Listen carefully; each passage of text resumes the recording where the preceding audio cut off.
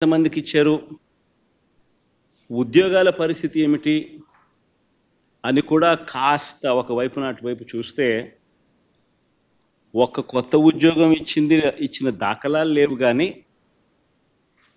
ఊడగొట్టిన ఉద్యోగాలు మాత్రం ఏకంగా 2,60,000 ఉద్యోగాలు, వాలంటీర్ల ఉద్యోగాలు పూర్తిగా తీసేశాడు. 18,000 మంది బ్రేవరీస్ కార్పొరేషన్లో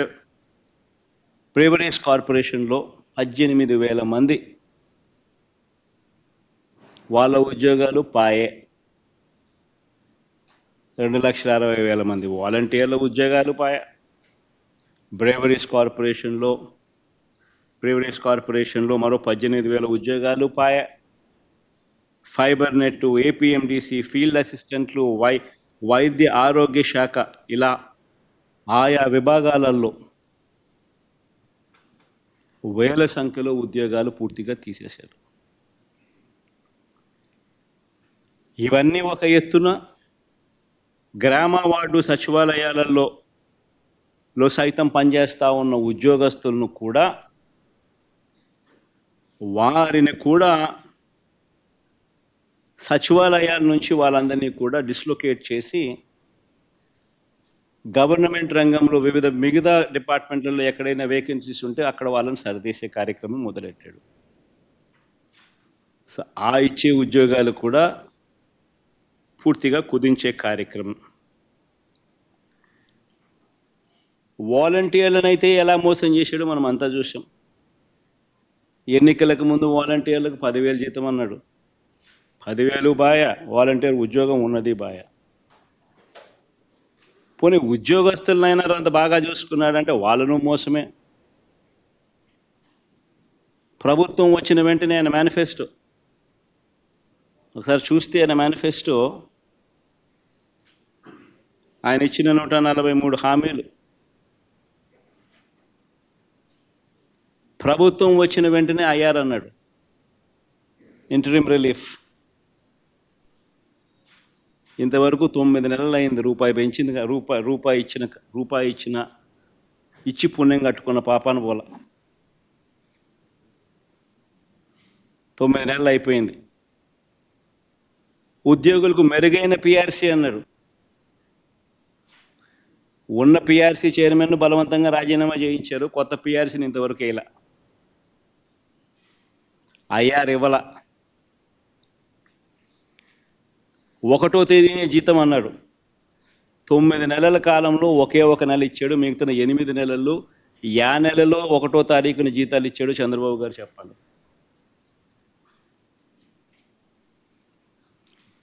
3 డిఎల్ పెండింగ్, ట్రావెల్ అలవెన్సులు pending, surrender leave pending, medical reimbursement అన్నీ పెండింగ్. చివరికి ఉద్యోగస్తులకు సంబంధించిన జిఎల్ఐలు, జీపీఎఫ్లు కూడా తాను వాడేసుకుంటా ఉన్నాడు.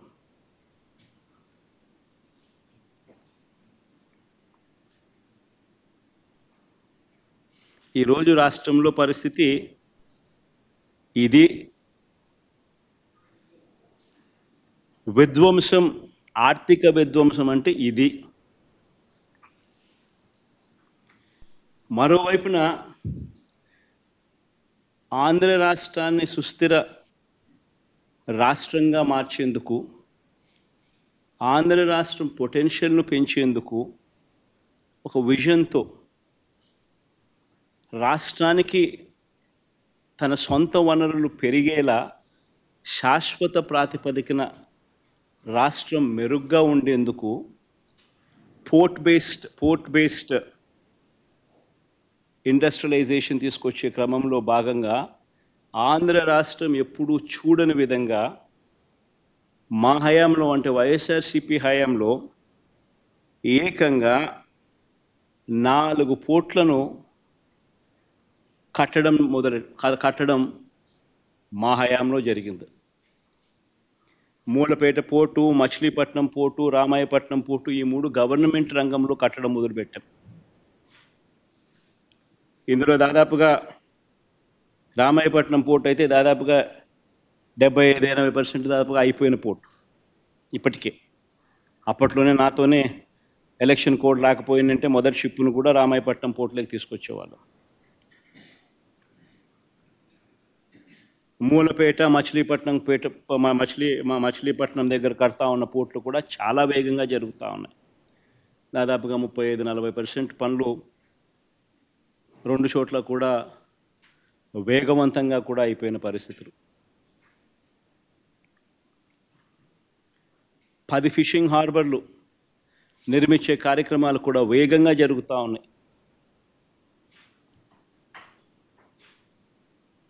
అందులో 1-2 మన హయాంలోనే ప్రారంభోత్సవం కూడా చేసాం. ఇంకొకటి మన హయాంలో పూర్తయింది, ఎలక్షన్ కోడ్ వల్ల మనం చేయలేకపోయినాం.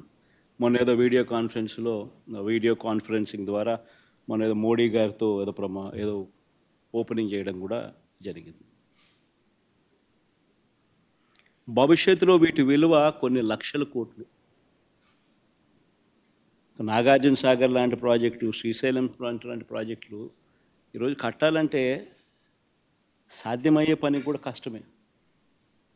అన్నన్ని వేల కోట్ల రూపాయలు, లక్షల కోట్ల రూపాయలు ఒక్కొక్క ప్రాజెక్ట్ ఖర్చు అవుతుంది. పోలవరం మన కళ్ళ ముందనే చూస్తూ ఉన్నాం, ఎన్ని వేల కోట్ల రూపాయలు అవుతా ఉందో. సిమిలర్లీ గవర్నమెంట్ రంగంలో నిర్మిస్తూ ఉన్న ఈ పోర్టులు, ఈ ఆస్తుల కల్పన, ఇవన్నీ కూడా అంతే. రాబోయే తరాలకు రాష్ట్రంలో సొంత రాబడి పెరగాలి అని అంటే ఇటువంటి ఆస్తులు రాష్ట్ర ప్రభుత్వం చేతిలో ఉంటే రాష్ట్రానికి సంబంధించిన సొంతం వనరులు పెరిగే పరిస్థితి. ఇలాంటివి స్కాములు చేస్తూ అమ్మకానికి పెట్టారు.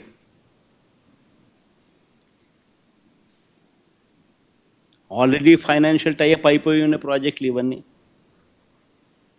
ఎవరు దీనికోసం ఫైనాన్సెస్ కోసం ఎతకాల్సిన పనుల. ఆల్రెడీ డబ్బులు వచ్చి బ్యాంకుల్లో డబ్బులు వచ్చి మారిటైమ్ బోర్డ్ అకౌంట్లో కూర్చొని ఉన్నాయి. బ్యాంకులు ఆల్రెడీ టైఅప్ చేస్తున్నాం.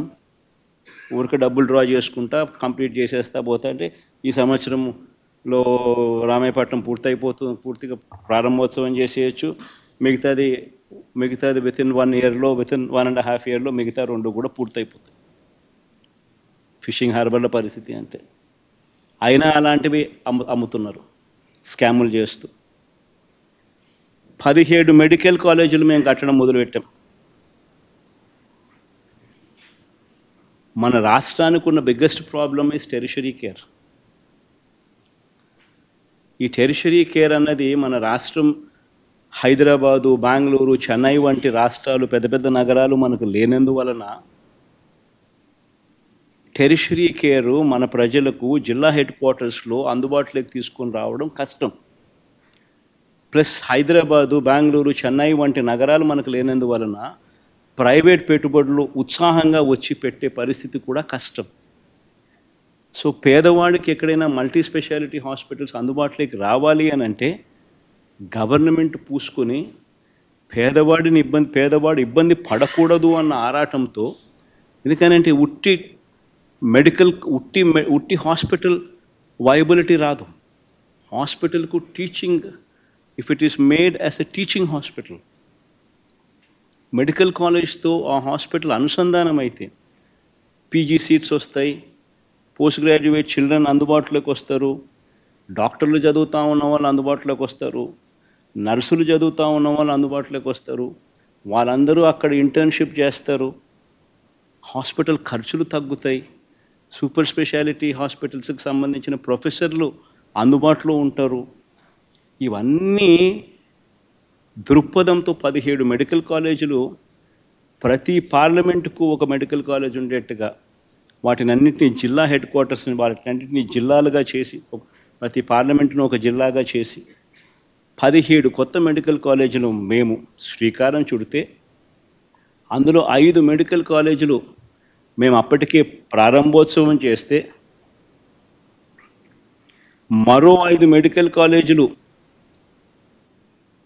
ఈ సంవత్సరమే క్లాసులకు పూర్తి చేసే కార్యక్రమం జరిగితే, మిగతా వాటి పనులు కూడా శరవేగంగా ముందుకు వెళ్తూ ఉన్న క్రమంలో ఇప్పుడు ఏం చేస్తూ ఉన్నారు? స్కాములు చేస్తూ ఆ మెడికల్ కాలేజీలు తమ వాళ్లకు అమ్మేయడానికి ప్రభుత్వం సిద్ధపడింది. ఆశ్చర్యం కలిగించే విషయం.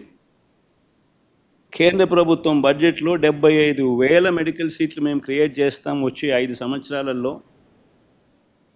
ఈ సంవత్సరం 10,000 మెడికల్ సీట్స్ మేము ఇవ్వడానికి సిద్ధంగా ఉన్నాము, ఇవ్వబోతున్నాము అని చెప్తా ఉంటే, ఒక్క మన ఆంధ్ర రాష్ట్రం మాత్రమే మనకు ఇస్తామన్న సీట్లు మాకు వద్దు అని చెప్పి కేంద్ర ప్రభుత్వానికి వెనక్కి లేఖ రాసిన ప్రభుత్వం దేశంలో ఏదైనా ఉందంటే అది ఒక ఆంధ్ర రాష్ట్రం.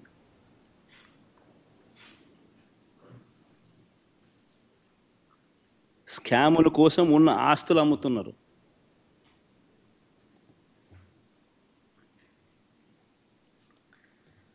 చంద్రబాబు గారి దృష్టిలో సంపద సృష్టి అంటే దాని అర్థం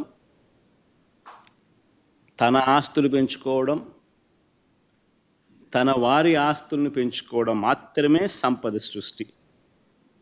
ఈరోజు రాష్ట్రంలో జరగని స్కామ్ లేదు. ఈరోజు రాష్ట్రంలో ఇసుక స్కామ్. గతంలో రాష్ట్ర ప్రభుత్వానికి సంవత్సరానికి 750 కోట్లు ఆదాయం వచ్చేది. ఈరోజు రాష్ట్ర ప్రభుత్వానికి రూపాయి ఆదాయం రావడంలా ఇసుక నుంచి. కానీ ఇసుక చూస్తే మనం గతంలో అమ్మిన రేటు కన్నా డబల్ ది రేటుకి అమ్ముతున్నారు. సంపద సృష్టి ఎక్కడ జరుగుతూ ఉంది? చంద్రబాబు నాయుడు జోబిలో జరుగుతూ ఉంది. రాష్ట్ర ప్రభుత్వానికి ఆదాయం ఆవిరై. మద్యం, గవర్నమెంట్ రంగంలో నడిచే మద్యం షాపులు ప్రైవేటైజ్ చేసినాడు. కరెక్ట్గా ఇదే ఆరోపణ మీదనే అరవింద్ కేజ్రీవాల్ అనే ఆయనను జైల్లో పెట్టారు. ఇక్కడ సక్సెస్ఫుల్గా అక్కడ చేయలేకపోయాడు. చేయక మునిపే ఆయన జైలుకు పోయినాడు పాపం. ఇక్కడ చేసి సక్సెస్ఫుల్గా అరవింద్ కేజ్రీవాల్ని అక్కడికి పోయి తిట్టొస్తాడు.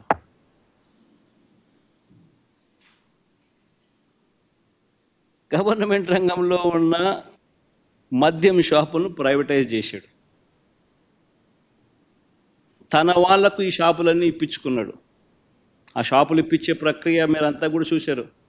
ఏ రకంగా ఎమ్మెల్యేలు కిడ్నాపులు చేశారో, ఏ రకంగా ఎమ్మెల్యేలు పోలీసులు అందరూ కూడా వాళ్ళకు సంబంధించిన వాళ్ళని మాత్రమే టెండర్లలో పార్టిసిపేట్ చేసేట్టుగా చేశారో. అది ఆక్షన్ కాదు, అది లాటరీ. అంటే వీళ్ళకి కావాల్సిన వాళ్ళకి మాత్రమే ఇప్పించుకునే ప్రక్రియ. ఆ లాటరీలో కూడా మిగతా వాళ్ళు ఎవరు కూడా పార్టిసిపేట్ చేయకుండా వీళ్ళు మాత్రమే పార్టిసిపేట్ చేసేట్టుగా మళ్ళీ పోలీసులు గవర్నమెంట్ నడపడం.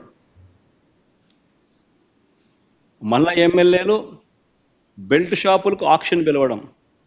ప్రతి గ్రామంలోనూ 2 లక్షలు 3 లక్షలకు ఆక్షన్ పిలిచి వాళ్ళకి ఇవ్వడం. ఆ 2 లక్షలు 3 లక్షలు పాడిన కార్యకర్త పోలీసులు ఎవరు కూడా వారికి సహాయ సహకారాలు అందిస్తాడు, వారిని అడ్డుకోడు. ఆ మందు వాళ్ళు అమ్ముకోవచ్చు. ఆ మద్యం షాప్ ఆక్షన్ తీసుకున్నాడు, బెల్ట్ షాప్ ఆక్షన్ తీసుకున్నాడు, ఎంఆర్పి రేటు కన్నా ఎక్కువ రేటుకు మన కళ్ళ ముందరనే అమ్ముతున్నాడు.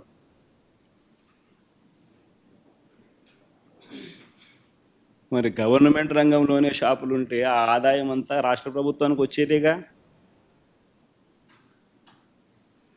రాష్ట్ర ప్రభుత్వం ఆదాయం తగ్గుతుంది, చంద్రబాబు నాయుడు జోబులు ఆదాయం పెరుగుతూ ఉంది.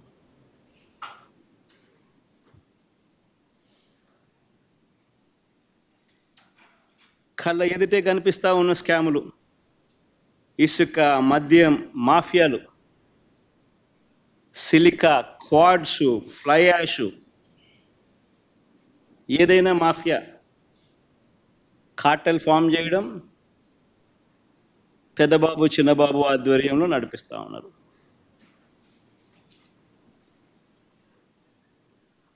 ప్యాకాట క్లబ్బులు, ప్రతి నియోజకవర్గంలోనూ ప్యాకాట క్లబ్బులు, చివరికి మండల స్థాయి గ్రామ స్థాయిలో కూడా ప్యాకాట క్లబ్బులు నడుపుతూ ఉన్నారు. నియోజకవర్గంలో ఏమి జరగాలన్నా, మీకున్న ఫ్యాక్టరీ నడవాలన్నా, మీకు ఎవరికైనా మైనింగ్ లీజ్ ఉంటే ఆ మైనింగ్ లీజ్ మీరు నడుపుకోవాలన్నా, ఆ మైనింగ్ కార్యక్రమం మీరు చేయాలన్నా, ఏమి వ్యాపారం చేయాలన్నా కూడా ఎమ్మెల్యేకు దగ్గరికి వచ్చి అంతో ఇంతో ఇవ్వాలి. ఇస్తేనే పనులు జరిగేది, ఇస్తేనే పనులు చేసుకోవచ్చు. ఎమ్మెల్యే పెద్దబాబుకింత, చిన్నబాబుకింత, దత్తపుత్రునికింత, ఆయన సర్దితేనే నాకింత నీకింత అని సాఫీగా జరుగుతాయి.